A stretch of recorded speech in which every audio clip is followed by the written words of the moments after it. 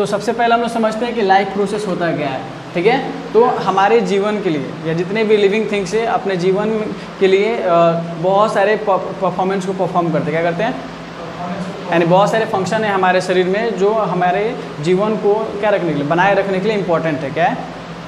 जैसे सांस लेना, खाना खाना, खाना का डाइजेस्ट होना, ठीक है, वेस्ट मटेरियल का बाहर निकलना, ठीक है, हमारे बॉडी में ब्लड सर्कुलेशन रेगुलर रूप से होते रहना, ठीक है। अगर ब्लड सर्कुलेशन रेगुलर रूप से नहीं होगा तो हमें सारे बॉडी सेल्स को हमें ऑक्सीजन नहीं मिलेगा। क्या नहीं मिलेगा? ऑक्सीजन नहीं मिलेगा। और अगर ऑक्सीजन नहीं मिलेगा तो वो अंग जो है काम करना बंद कर देगा, वो सेल जो है जीवित रहेगा नहीं तो काम कैसे करेगा, ठीक है। सेल के बारे में पहले तुम लोग पढ़े हुए हो 9th क्लास में, ठीक है, क्योंकि सारे परफॉर्मेंस कौन करता है? सेल करता है। सेल को अलाइव रहने के लिए क्या चाहिए? न्यूट्रिशन चाहिए। तो न्यूट्रिशन उसको किससे मिलेगा? खाना खाने से मिलेगा हम लोगों को। जब खाना खाएंगे डाइजेस्ट होगा तो वो किस न्यूट्रिएंट्स के रूप में किस में जाएगा? सेल के अंदर जाएगा। जैसे कार्बोहाइड्रेट, फैट, लिपिड वगैरह बन के जाएगा ना, हाँ, ठीक है। और ऑक्सीजन चाहिए उसको क्या करने के लिए? सर्कुलेशन करने के लिए। क्या करने के लिए? तो ब्लड सर्कुलेशन के माध्यम से ऑक्सीजन जो है क्या करता है? सारे शरीर तक पहुंच जाता है, शरीर के सभी अंगों तक पहुंच जाता है, जिससे सारे अंग जो है अच्छे से परफॉर्म करते हैं। अगर तुम्हें खाना नहीं दिया जाएगा तो एनर्जी तुम्हारे अंदर रहेगा, एनर्जी नहीं रहेगा तो हम लोग कोई भी काम नहीं कर पाएंगे, ठीक है। तो इसलिए कुछ सर्टेन प्रक्रियाएँ होती है जो हमारे शरीर में हमेशा होते रहती हैं, ठीक है। उन्हीं को क्या कहते हैं? Life process. क्या कहते हैं?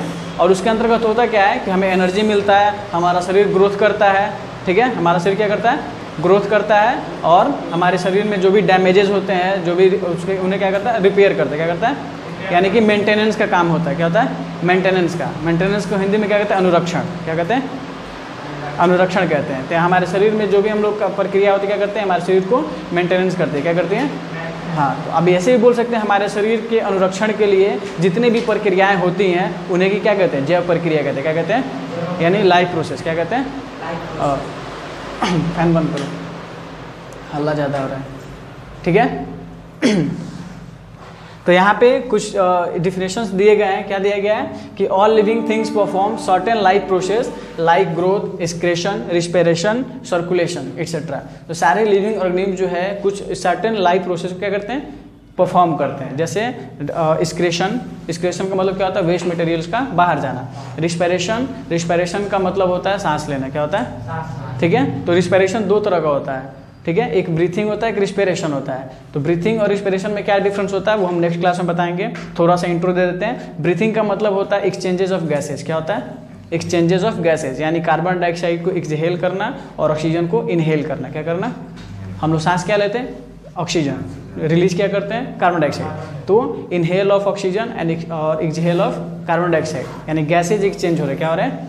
तो ब्रीथिंग में सिर्फ क्या होता है? गैस एक्सचेंज होता है। लेकिन रिस्पिरेशन में क्या होता है कि ऑक्सीजन जब हमारे शरीर के अंदर जाता है तो ठीक है, तो हमारे सेल के अंदर क्या होता है? माइटोकॉन्ड्रिया। क्या होता है? माइटोकॉन्ड्रिया के बारे में जानते हो? तो माइटोकॉन्ड्रिया के अंदर जो हम लोग खाना खाते हैं ना वो ग्लूकोज के फॉर्म में स्टोर होता है। क्या होता है? जो भी हम लोग खाना खाते हैं तो डाइजेस्ट होकर के ग्लूकोज के फॉर्म में स्टोर होता है। कहाँ पे?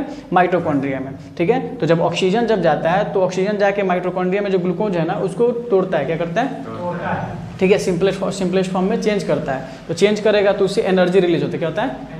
किस फॉर्म में एनर्जी उसमें रिलीज होता है? एटीपी के फॉर्म में। किसके फॉर्म में होता है?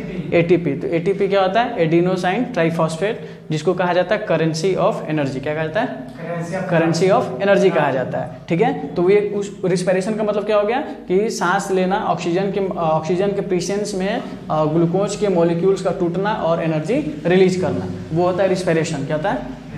ठीक है। ब्रीथिंग मतलब क्या हुआ? सिर्फ गैस एक्सचेंजेस। क्या होता है? गैस एक्सचेंज हो रहा है, ऑक्सीजन हम लोग ले रहे हैं और कार्बन डाइऑक्साइड छोड़ रहे हैं। दोनों में डिफरेंस है। जब ये टॉपिक हम पढ़ाएंगे रिस्पिरेशन का तो और क्लियर करेंगे सब, ठीक है। अब आता है यहाँ पे डाइजेशन। क्या आता है?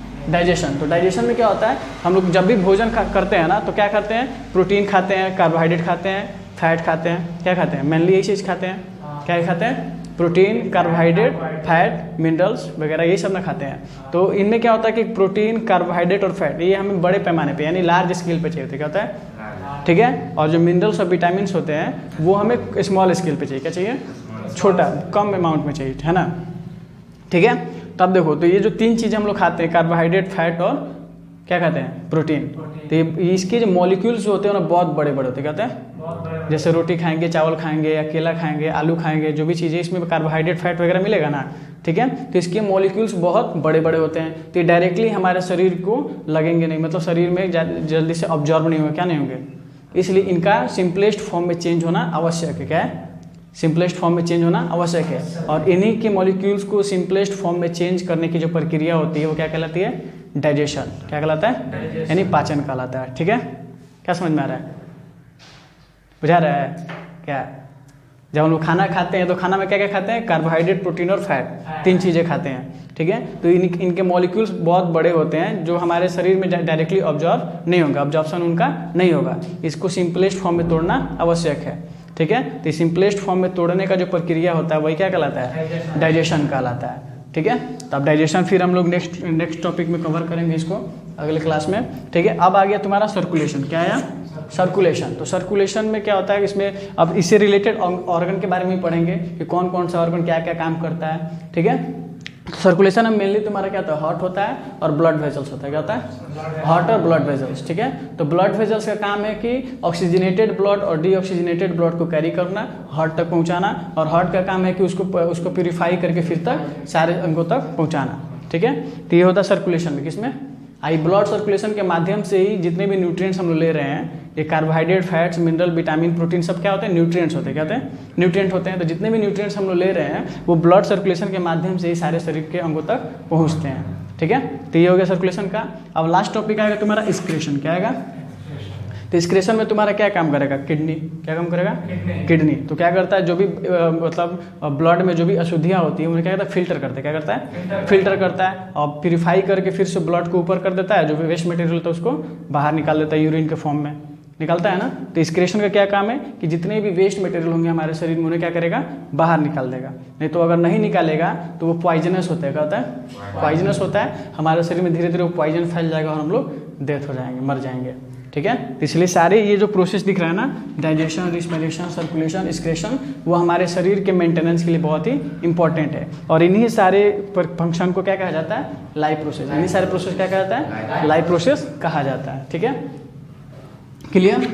अब हम लोग अब अगले क्लास से हम लोग एक एक टॉपिक के बारे में पढ़ेंगे। जैसे किसी दिन डाइजेशन के बारे में पढ़ेंगे तो डीपली डाइजेशन के फंक्शन को जानेंगे कि कौन कौन सा ऑर्गन इसमें शामिल है, कौन कौन सा एंजाइम इसमें काम करता है, और कहाँ पे भोजन का फॉर्म जो किस तरह का हो जाता है। ठीक है, तो वो अलग अलग कवर किया जाएगा। आज बस इसका कॉन्सेप्ट हमको क्लियर करना था कि लाइफ प्रोसेस होता क्या है ना।